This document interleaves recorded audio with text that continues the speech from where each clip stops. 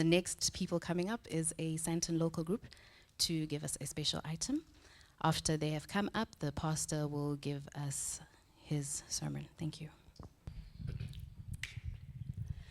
Sing them over again to me. Wonderful words of love. Let me more of their beauty see. Wonderful words of life. Words of life and beauty. Teach me faith and duty. Beautiful words, wonderful words. They are wonderful words of life. Beautiful words and wonderful words. Wonderful words of life. Christ the Blessed One gives to all. Wonderful words of life. Listen well to the loving call. Wonderful words of life. Oh, the wondrous story showing us His glory. Beautiful words, wonderful words, wonderful words of life. These are beautiful words, wonderful words, wonderful words of life. Sing them over again to me. Wonderful words of life.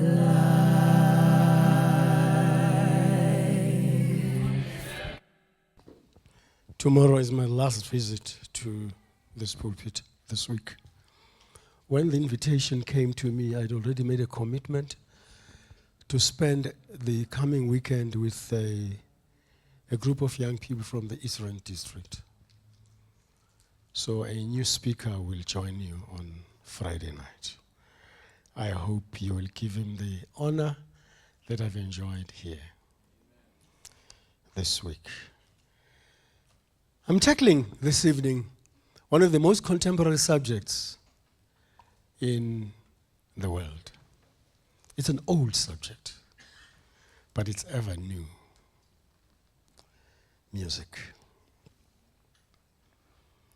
And I'm going to locate it within prophecy.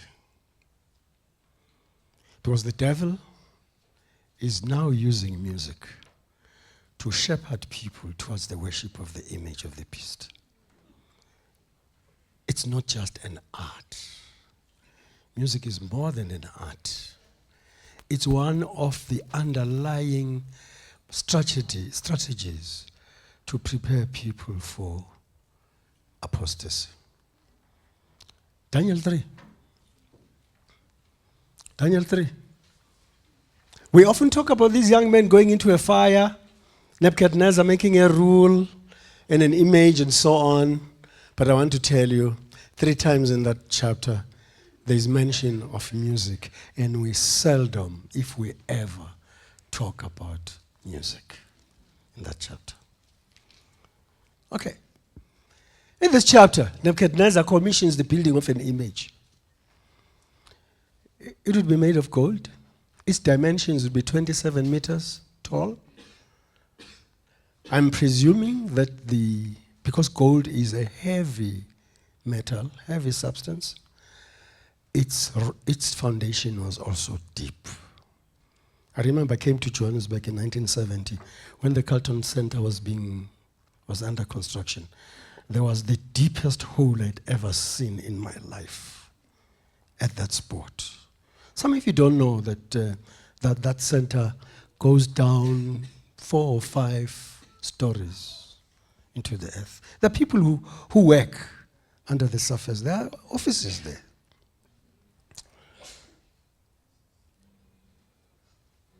Why did the foundation have to be tall, deep? Because the building was to be tall. In fact, some people died while the Carlton Center was built. One time a truck fell along a very steep, steep there. I'm forgetting whether it was going up or going down. It landed on some people.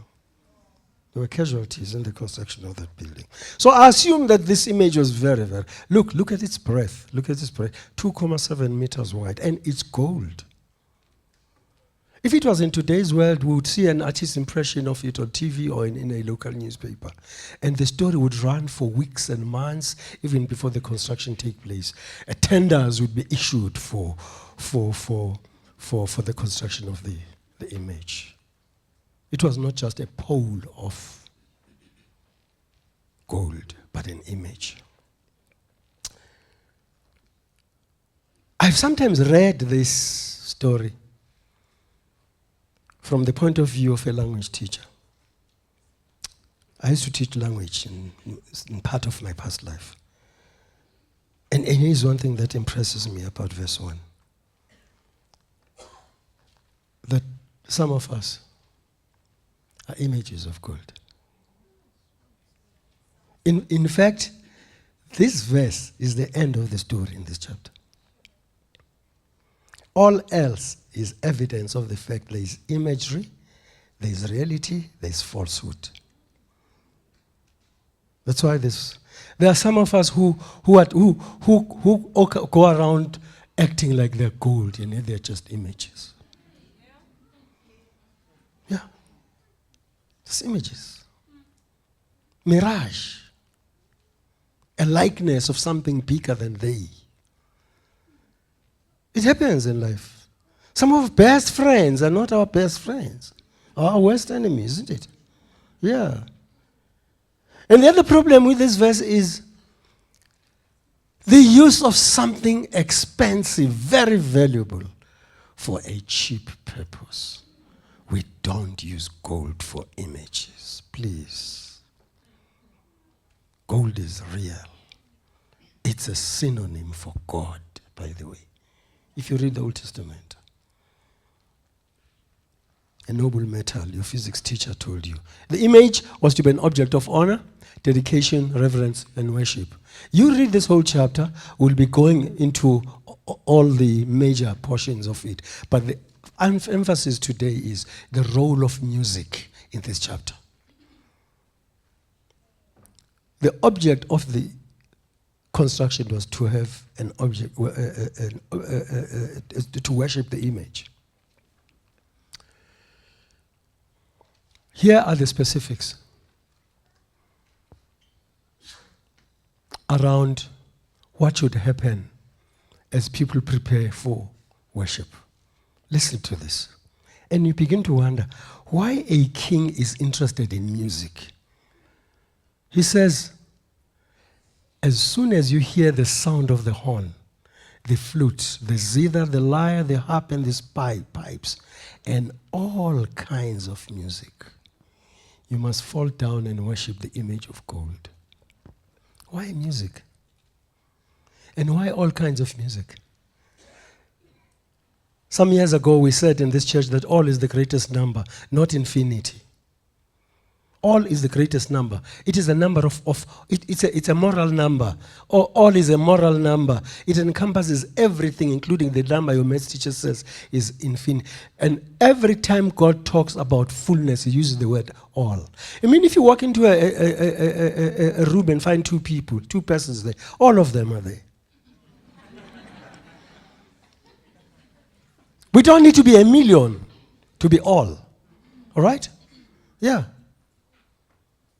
Image of God. And then the king says, whosoever does not fall down and worship thee will immediately be thrown into a blazing fire.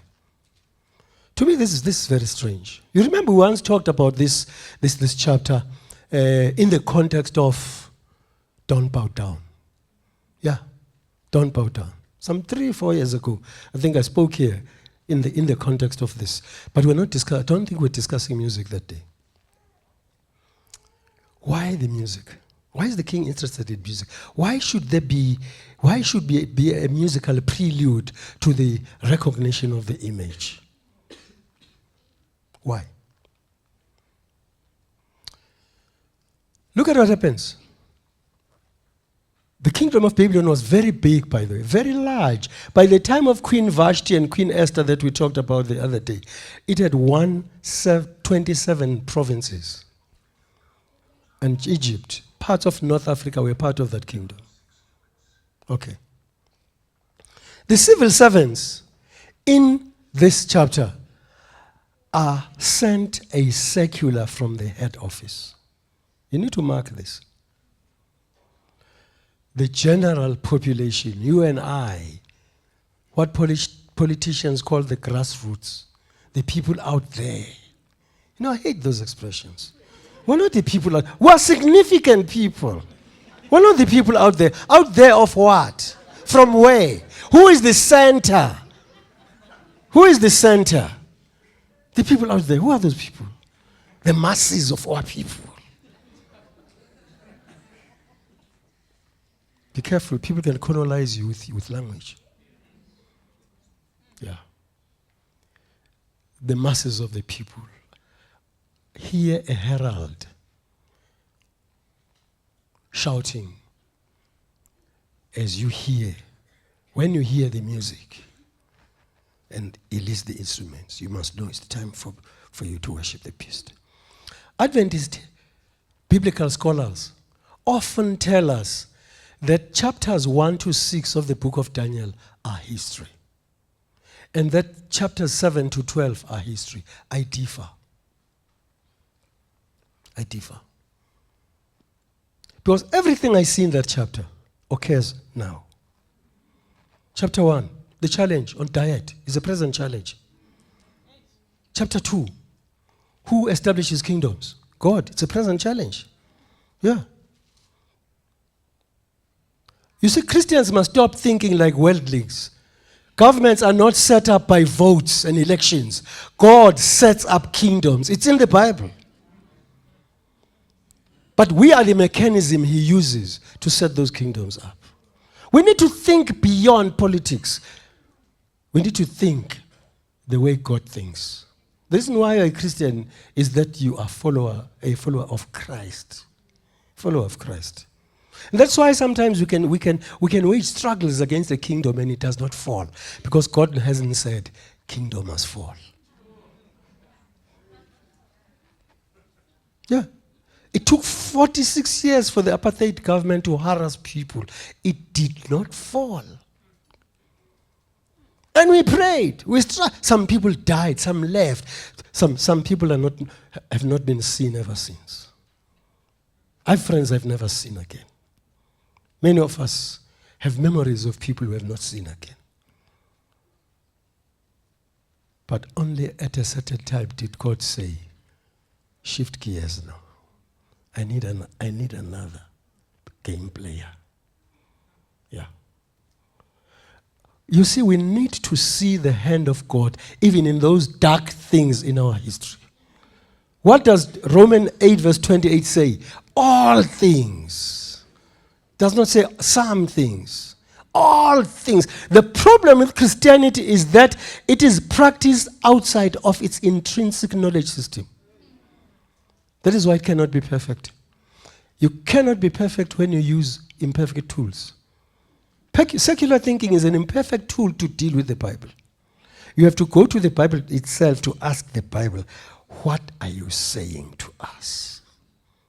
What are you saying to us? What's going to happen in the future? Chapter 3 is a pattern of what's going to happen before Jesus returns, in preparation for the persecution of Christians. Civil servants are going to be required to demonstrate first loyalty to government, so that the rest of us may follow easily. Because you eat from government. Government feeds you. So you are going to be in the front line of the test. All of you work for governments. You will be in the front line. Because it will look illogical to government for you not to be loyal when you eat from government. When you feed if you bite the hand that feeds you. People who work for government will suffer very severely. And the trouble will be more acute where there'll be variations of spirituality in the same family. Because some of you will not understand why your partner dumps a job for the Sabbath or for God or whatever. You mean we're going to lose the bond now because of your faith? You mean there'll be no school fees now for the kids? You read chapter 11 of the book of Hebrews. That roster of the faithful who walked in deserts dressed like sheep because they could not have clothes. It's coming. It's coming. Some of you have seen pictures of some Islamic forces chopping the heads of Christians in this world. It has begun. It has begun. Jesus says, you will suffer for my sake. If the owner of this faith went through the valley of the shadow of death, who are you? And he did so sinless. We deserve it. Music is an universal art form. Music is a universal. There's no part of this world where music does not exist. In fact, geographers tell us and astronomers tell us that as the heavenly bodies move, they make loud noises. You know, one of the things God has been merciful about, He has not made us able to hear the sound of the earth as it rotates, because it makes a big noise. There's music in space. I suspect that sound would make our ears bleed. Music is an universal art form. It is a harmonizer of human feelings and action. It is a promoter of social cohesion. When people want to work, they sing. When people struggle, they sing. There's been a political hymn note in South Africa, you know that. People have created hymns, to lessen the load of the political pressure on them. And one of the strangest things about the human spirit is that people are able to transcend their pain. Where do what we call new spirituals come from? Where do they come from? They have a history. They have a history. They have a history. That's why one of the chapters in my book deals with music. Deals with music. Because human life finds expression in art. The artistic capacity was created. Music breaks down barriers of culture, language, and ideologies. People may sing the same song, may listen to the same song, even though they may not understand the words, but they'll certainly develop a common feeling. Some of us who were around in the 1980s will remember what happened during the time of the starvation and deaths of people in Ethiopia. There was that song which was composed by Michael Jackson and others, We Are the World. You remember? Yes. It caught the world like electric fire. Because people were expressing something from the depth of their souls that all of us were feeling.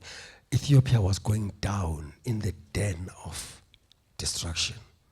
Lack of food. It's one of the things that we're going to be suffering from.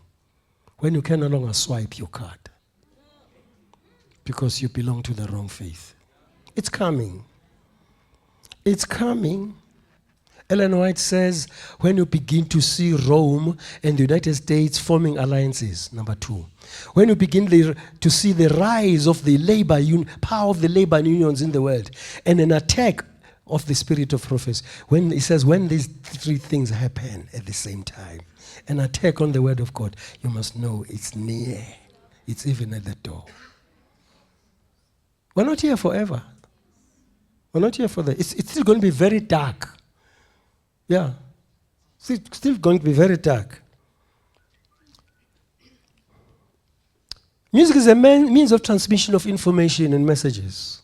People transmit information through music. Yeah. We express our theology through music. That is why one of the things you need to check before you sing a religious song is, do the lyrics, do the words cohere with what the Bible says? That's why we no longer sing in this church that song that says, when I fall on my knees with my face to the rising sun. We no longer sing that song. Because that song is pantheistic. Yeah, it sounded good before people started thinking about what it meant. Yeah. Like your Father Abraham, who was a what?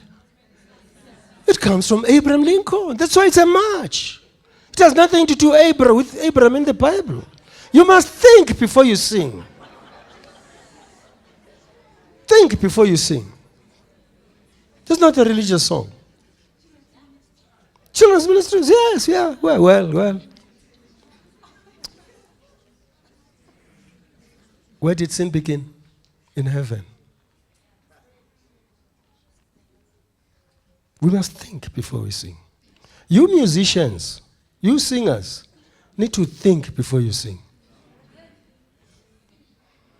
Music is a means for the expression of group national sentiments, national anthems, for instance, songs of protest, victory, and celebration. Music is also a distressor. One of the problems I have with public hospitals is that they only use medicine to heal people. And people are spiritual beings. There has to be music in a ward. I'm not talking about the jumpy stuff. I'm talking about music that tones the nerves. Yeah. Because when there's nothing as deeply touching as illness. Illness is a spiritual condition. Especially in the African context. Illness is more than just the result of biomedical conditions. No. Illness in the African community is the consequence of brokenness, moral brokenness, spiritual brokenness. That's why you can't heal an African completely without appealing to spirituality. And that is why our greeting is not a technical greeting, like hello, how are you, I'm well, and so on. No, there's philosophy behind an African greeting. We said this some time ago, that when an African says to you, I'm alive, he does not say I'm alive, he says ngikona. Because it means I'm connected with creation. Count me in. I'm in balance with nature. It's not just a question of I'm an article. No. I'm connected with things. It's a rich greeting. That's why we stand.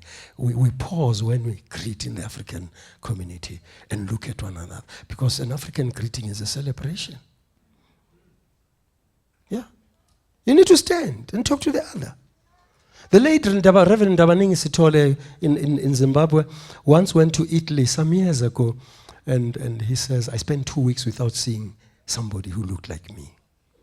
And says one day I was in a taxi, and he then saw somebody who looked like him working in a construction site.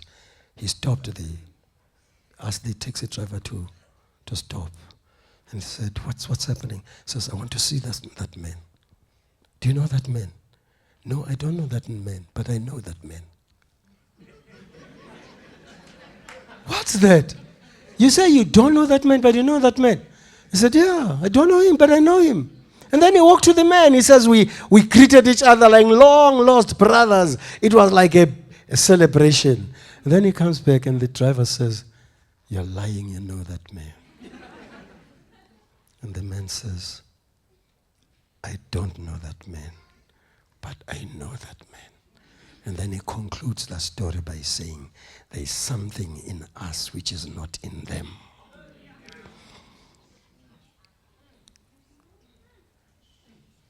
We are connected as human beings.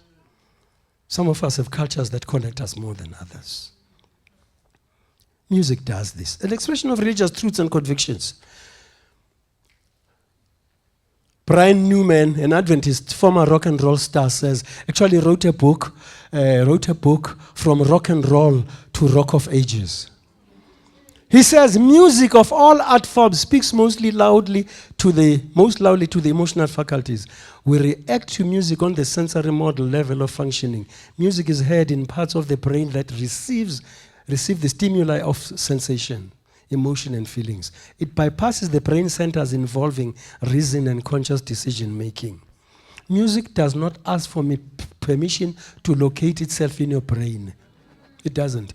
That's why you know songs you never sang. Adverts. When you hear the adverts start, your brain goes along with it because you've heard it so many times. Have you ever sat quietly and heard a song sing itself in your brain? And when you want to join it, it stops. I often play that game. The brain has its own jokes. It's a world of its own. And so Newman is saying, music goes into those parts of our brains where decision making is absent, where only reception takes place. Then he continues. In other words, it does not go via the master brain, but enters by way of the thalamus, which is a relay station for sensations, emotions, and feelings. When a stimulus reaches the thalamus, the master brain is automatically invaded. If the stimulus is continued for some time, then the master brain is eventually influenced to react to the real situation in the way the stimulus suggests it should. Reason is broken down and the response to the influencing mechanism becomes automatic. Nothing compares with music for brain death, if it is the wrong type of music. And unfortunately, one of the reasons why some of us are gospel resistant is the type of music that we pour into our souls. It harms the region where spirituality needs to function to make you a better person. You become resistant to the gospel, to conversion.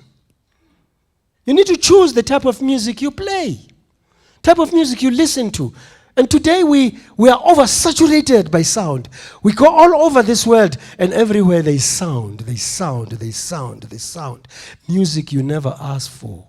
Someone opens his music system somewhere at the corner of a street and he makes you listen to the same music far from where he is and he thinks it's fine. We have a lot of disrespect in our residential areas. People don't respect us. They play music loudly, which we don't need. And we vary in our musical interests. And unfortunately, it's your generation that does that.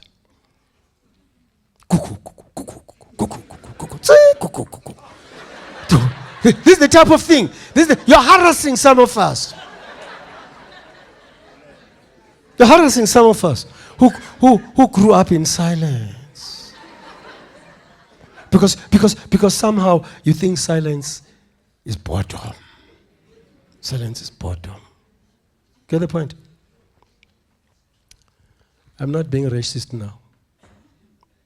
But we have to tell the truth. One of the reasons why Africans don't invent is that we live in the midst of noise. Read your history. No inventions are made in the midst of noise. Noise interferes with creativity. Until we stop making noise, Karabo.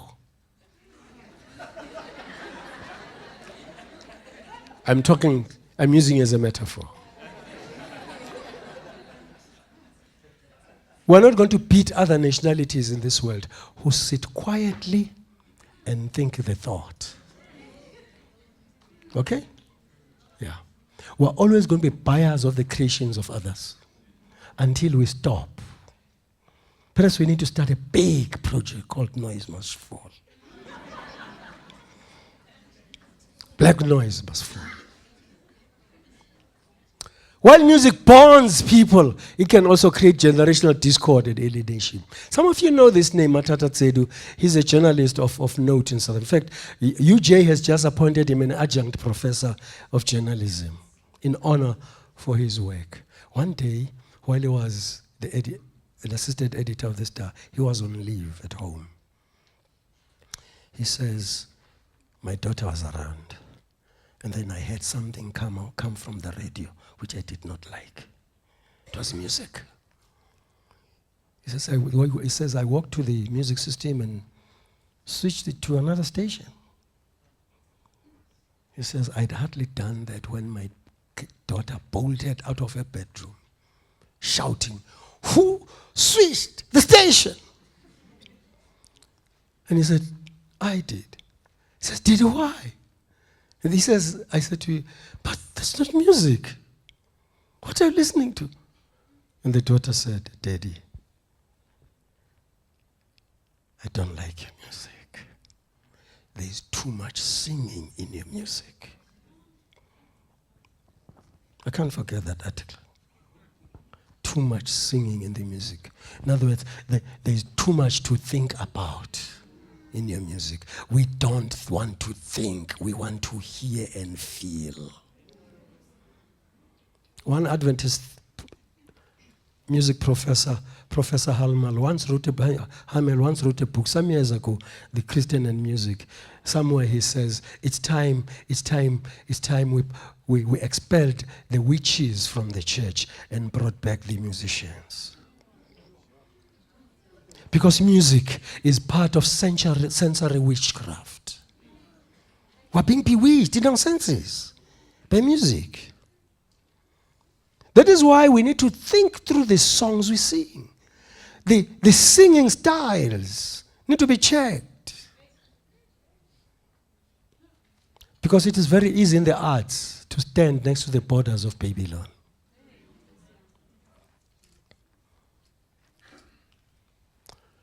Ellen White says there's nothing more offensive to God than a display of instrumental music when those taking part in it are not consecrated, are not making melody in their hearts to the Lord. Review and Herald, November 14, 1895. If church cannot be different from a political party, churches must fall. If churches cannot be different from political organizations, they must collapse. The reason why we have to be Christians is that we have to be distinct from the world. We can't live in both worlds and find joy. There's a story, I don't know how true this is, that during the American Civil War, when they was fighting over slaves, one man who was a farmer decided, because I don't side with either group, I'm going to buy the jacket of the guys in the north and the trousers of the soldiers in the south, so that I should be seen to be neither with this group or that group. Then one day as he walked in the fields, these two armies saw him, so the legend goes, and they simultaneously made a decision, we're going to shoot at this man at that part of his uniform that is our enemy. He died a miserable death because he was an enemy, a friend of none and an enemy of all. Today's popular music associated with alcohol abuse, research has shown this. Drug abuse and loose behavior. It has a language that speaks of protest, rebellion, of despair and death, not hope and life. One of the things I hate about some of our black musicians is that they have a tendency to make fun of the bodies of our black women. I hate it. They talk about your genitals openly. Self-hatred is deep in some of us because we're searching for popularity, not for purity. James Dobson is a well-known family life counselor. I was reading one of his books one day, and I found this. He reports about a music CD, music that he bought, and he decided to analyze this. And this is what he found in this recording. Many uses of the word F word in that recording. Explicit terms for male and female genitalia. Descriptions of oral sex. Uses of the word for a female dog. Use of HO for whore when referring to women. And this is a common thing. This is a common thing. You call a woman for a proposal, she refuses, you call her a whore. You get the point? Sugar less fabulous. We say such things, and you hardly know who this person is. 81 uses of the vulgarity of the word that begins with H, S, and ends with T. 42 uses of the word us. 9 descriptions of male ejaculation in that music. 6 descriptions of erections. Descriptions of group sex. 3 mentions of rimming, oral or anal sex. 2 inclusions of urination or feces. 1 reference to incest. Over 12 illustrations of violent sex. And we call this music.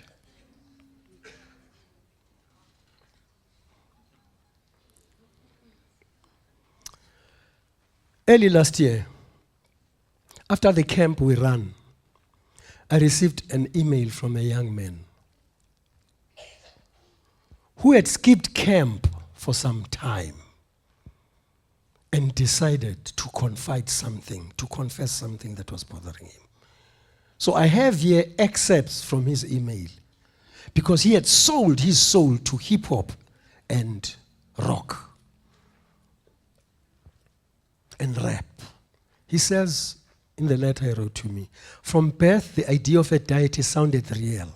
But in 2014, I started asking questions that weren't answered. I questioned the idea of a God and a lot of other things. I was introduced to a new world of thinking deeper, and it got me concluding to being an atheist. I then started listening to conscious rap and hip-hop, where most rappers use phrases like the most high, the pineal eye, and third eye. There's a theory in rap and hip-hop music that you can be bigger than yourself now. That you can acquire a higher consciousness where you can even determine how your life will end. Remember what the devil told Eve. He said, you'll be like gods. Okay? All right. He says he went into the Chaka network. This is one of these satanic, sinister theories where I read the wonders people were doing, like seeing the future through the inner energy, through the pineal gland. The pineal gland is your eye. Zeitgeist and Astra Kwezi were some of the teachings that made me convert to atheism. The devil is busy running his own education system. And he has no special compass. No, he goes anywhere. The world is his compass. There was a point where I heard a lot of voices at one night in bed, but couldn't hear Jack. What happened after looking at tattoo series for hours?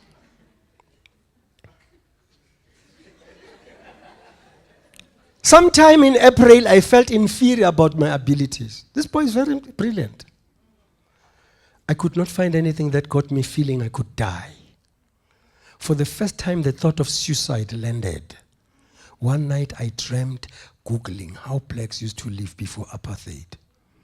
I did not get to that information, but the dream continued. Then I was at camp meeting. Weirdly, there was a funeral there. We were burying an old black father, but he was alive. I woke up sweating, my heart pumping like I had been in a run. I've never been so scared in my life. Then weeks later, out of the blue, I started believing, but without content, to prove why I believed. This demon has tactics. One time it is lying low, the next time it is throwing snakes at me. I decided to come to NDI. NDI is the name of our camp, New Destiny Institute. Again, looking for answers and got satisfied. But now when I pray, I wonder whom I'm talking to. It seems so vacant and useless. During prayer, I just stop and wonder what the hell I'm doing. I need material to decolonize this issue because this time, if it comes back, I'll be gone for good.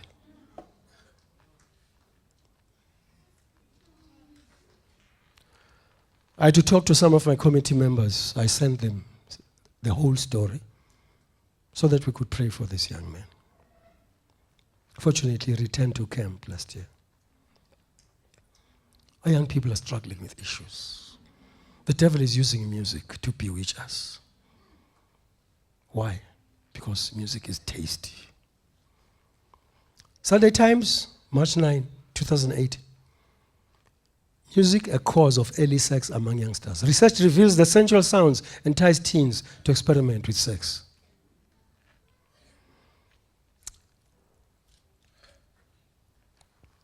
Nebuchadnezzar says, and all kinds of music.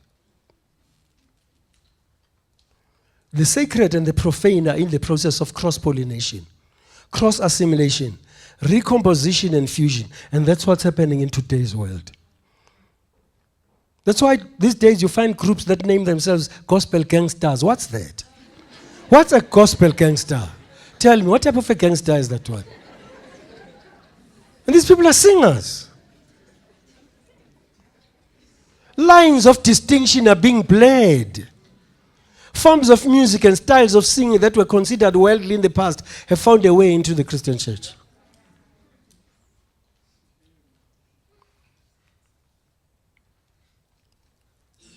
Churches are baptizing paganism and embracing it as the genuine gospel. We are under sensory witchcraft. Technology is at the forefront of this anti-Christian aesthetic culture. We are nearing the time when governments will take control of the musical arts. Note how politicians use musical artists to prepare crowds for electioneering. What's the connection between a vote and music? What's the connection? History repeats itself. There are many Nebuchadnezzars today. And you spend a lot of time in the stadium dancing and sweating and so on, and then he comes just to speak to us for one 30-minute period. And he leaves us dancing and moving this way and that way. That's what's happening today. The arts are being co-opted to push agendas. The co-option of music for popular causes. Right. Let me say something here. I know we're dealing with a very controversial subject. Yeah. I've tried to make it as simple as possible, but there's a lot of stuff here that we still need to unpack. But we don't have that time here to determine what's right and what's wrong. I'm merely highlighting the fact that music is being used for motives that are not salvific, that are not redemptive. That's why I need to control that box that keeps looking at you every night. There's no law in this country that says if you won't look at television, you'll be jailed for 10 years. No. Some of us are so glued to TV as if they don't look at those soapies and so on, the degenerations and so on, where you see more legs than legacy, you know.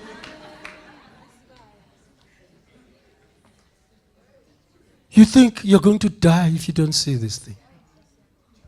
Experts in chaff.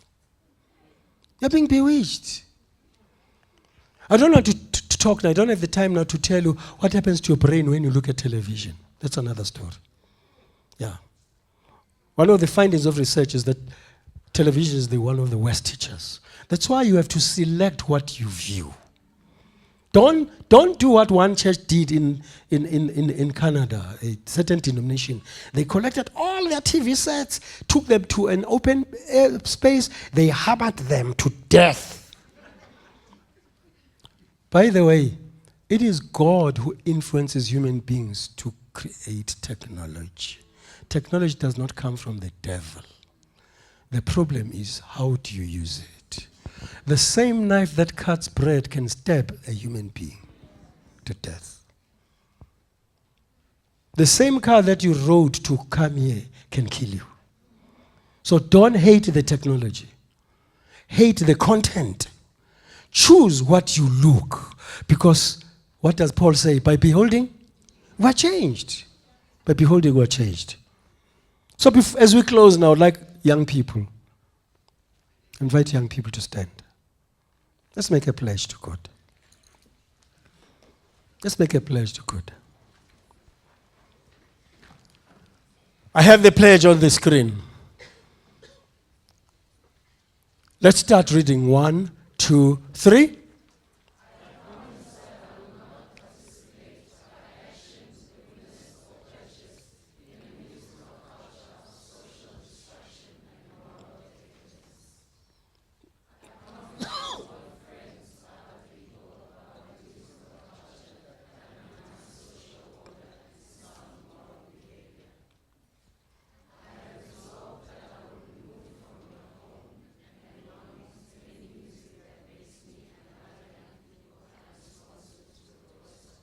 Sorry for that wrong word there.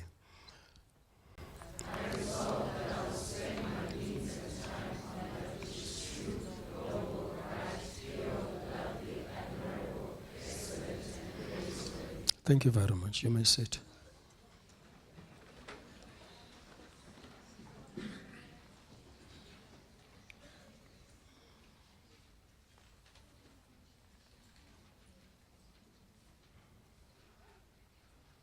You've made a pledge. You've made a covenant. The devil will fight you henceforth more than he has done before, because you have tickled him where he least expects to be tickled. Music is good, but it can be used for devious purposes. You have to declare yourself a different person to resist the pressures. I don't know about you. I really don't know about you. I really don't know about you. Treat yourself as significant and bar anything cheap from entering your senses.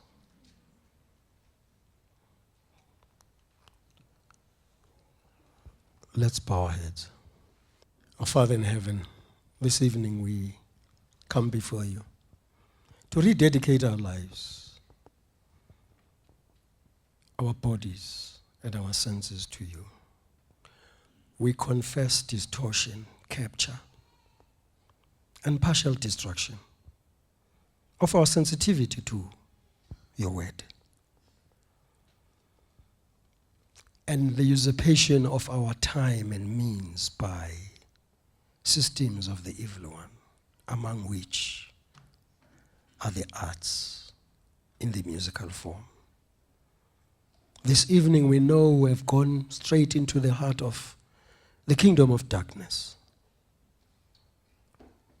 Save us, Lord, from further attacks. May each of us, as we leave here, make a decision to depart from what spoils our souls, what tarnishes our image of you. May we sing as you would have sung. May we love as you would have loved. May we be ready for that great chorus of the saved by practicing what we will sing then while we live in this world. You know what we have in our bedrooms, in our music systems, in our cars, in our cell phones, and in our computers. Cleanse these things from defiling us. May we spend another night with you, saved and safe. Amen.